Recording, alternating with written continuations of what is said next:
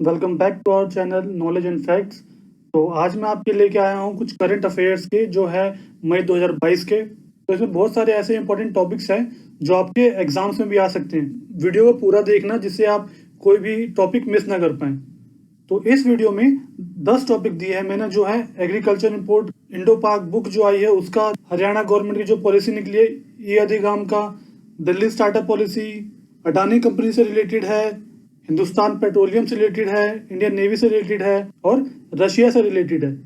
तो अगर आप मेरे चैनल पर नए हैं तो चैनल को सब्सक्राइब कर लेना और बेल आइकन को दबा लेना जिससे आप डेली नोटिफिकेशंस मिस ना कर पाओ। स्टार्ट करते हैं आज की वीडियो। पहला टॉपिक है हमारा agriculture imports from India suspended bye Indonesia. Indonesia has stopped imports of agriculture product from India, citing a failure by New Delhi officials to register laboratories that evaluate food safety and issue certificates of analysis, causing worry among cereal exporters। तो इसमें ये बताया जा रहा है कि Indonesia है उसने भारत से कृषि उत्पादों का निर्यात बंद कर दिया है क्योंकि जो दिल्ली के जो ऑफिशियल्स हैं वो इंडोनेशिया को लेबोरेटरी टेस्ट और फूड सेफ्टी सर्टिफिकेट देने में सक्षम नहीं थे, वो नहीं दे पाए, इसलिए उन्होंने वो ये कैंसिल कर दिया है। अगला है हमारा बुक जो आई है इंडो पाक वॉर 1971 जो 9 मई 2012 को लॉन्च हुई है। Defence minister Rajnath Singh has released a book title Indo Pak war 1971 reminiscence of air warriors at the 37th air chief marshal PC Lal memorial lecture organized by the Air Force Association in New Delhi. The book was edited by Marshal Jagjit Singh and Group Captain Shailendra Mohan. The book features 50 Swarnim articles written by veterans narrating their experiences in detail. तो जो हमारे रक्षा मंत्री है राजनाथ सिंह, तो उन्होंने दिल्ली में वायुसेना संघ द्वारा आयोजित 37वें एयर चीफ मार्शल पीसी लाल स्मृति व्याख्यान में भारत पाक युद्ध 1971 जो वायु योद्धाओं की याद में बनी है, बुक का संपादन एयर मार्शल जगजीत सिंह और ग्रुप कैप्टन शैलेंद्र मोहन ने किया है। इस पुस्तक में दिग्गजों द्वारा लिखे गए 50 स्वर्णिम लेख हैं जो उनके अनुभव को वो दर्शाता है, विस्तार से बताता है। The Haryana state government launch the e Adhigam scheme under which nearly 3 lakh students will be receiving tablet computer to aid their online education. The state government has planned to provide the gadget to 5 lakh students. Chief Minister Manohar Lal Khattar launched the Advanced Digital Haryana initiative of government with adaptive modules scheme at Maharshi Dyanand University in Rohtak, Haryana. तो जो हरियाणा की state government है उन्होंने एक ये अधिगम scheme निकाला है जिसके अंदर वो कम से कम 3 लाख बच्चों को टैबलेट प्रोवाइड कराएंगे, कंप्यूटर प्रोवाइड कराएंगे जिससे वो अपनी ऑनलाइन एजुकेशन कर सकें। तो स्टेट गवर्नमेंट ने कम से कम इसे 5 लाख स्टूडेंट्स को देने का स्कीम बनाया है। तो जो मनोहर लाल खट्टर चीफ मिनिस्टर हैं हरियाणा के, उन्होंने ये लॉन्च किया है महर्षि दयानंद यूनिवर्सिटी रोहतक में। Delhi startup policy the Delhi cabinet has approved the Delhi startup policy with an aim to create ecosystem for people to launch startups and provide them with fiscal or non-fiscal incentives, collateral free loans, free consultancy from expert lawyers and CA. The 20-member task force will be set up to oversee the startup policy. This committee will be headed by Delhi's finance minister to encourage, facilitate and support 50,000 startups by 2030. तो इसमें बताया जा रहा है कि Delhi cabinet ने जो एक स्टार्टअप पॉलिसी निकाली है उसका एम ये है कि 2030 तक 15,000 स्टार्टअप्स दिल्ली में खोले जाए जिसमें उनको फ्री लोन मिले, फ्री कंसल्टेंसी मिले, एक्सपर्ट से, लॉयर से और सीए चार्टर्ड अकाउंटेंट से। 20 सदस्यों की कमेटी बनाई गई है जो इसका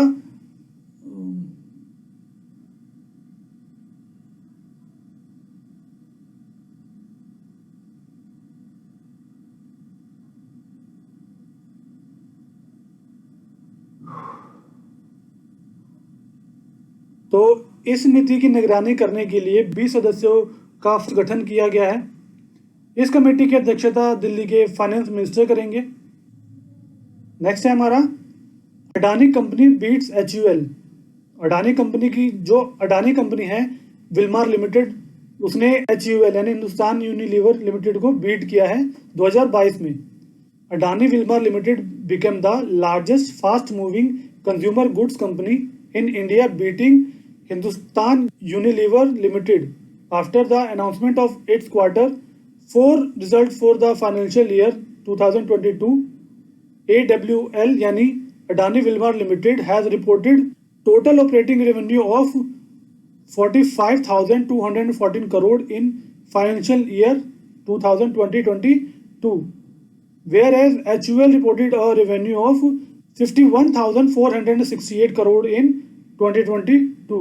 तो इसमें जो बताया जा रहा है वो है, तो जो गौतम अडानी कंपनी है अडानी विल्मर, उसने हिंदुस्तान यूनिलीवर को बीट किया है 2022 के रेवेन्यू में।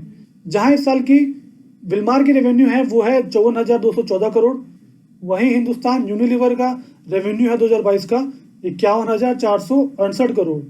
तो इस टाइम जो गौतम अडानी जी हैं वो विश्व के सबसे अमीर व्यक्तियों में टॉप 5 में आ रहे हैं। पुष्प Kumar Joshi, who recently took over as interim chairman and managing director of Hindustan Petroleum Corporation Limited यानी HPCL, has been appointed to the board of the nation's third largest oil refining and fuel marketing company. Joshi is also holding the additional charge of Directors Marketing of HPCL. Prior to this, Dr. Joshi was Director HR of the corporation from August 1, 2012 से। तो जो पुष्प कुमार जी हैं वो recently HPCL यानी Hindustan petroleum corporation के chairman चुने गए हैं। HPCL जो third largest oil refining and fuel marketing company है उसके हेड नियुक्त किए गए हैं। तो पुष्प कुमार जोशी जो हैं वो 1 अगस्त 2012 से HPCL के डायरेक्टर HR भी थे। अगला टॉपिक है हमारा Indian Navy's P8I fleet host to Boeing and Airworks collaboration. Airworks and Indian maintenance, repair and overall company is partnering with the Boeing company to conduct heavy maintenance check on 3 Indian Navy P8I long-range Martin patrol aircraft at Airworks, Hosur, demonstrating the success of the government's आत्मनिर्भर Bharat campaign.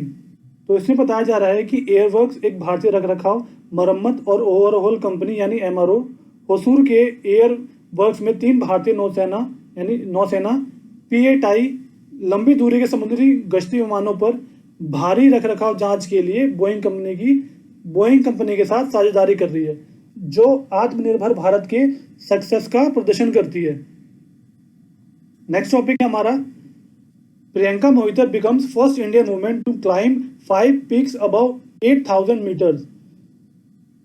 Priyanka Mohite from Maharashtra, Satara district has become the first Indian woman to climb 5 peaks above 8,000 meters.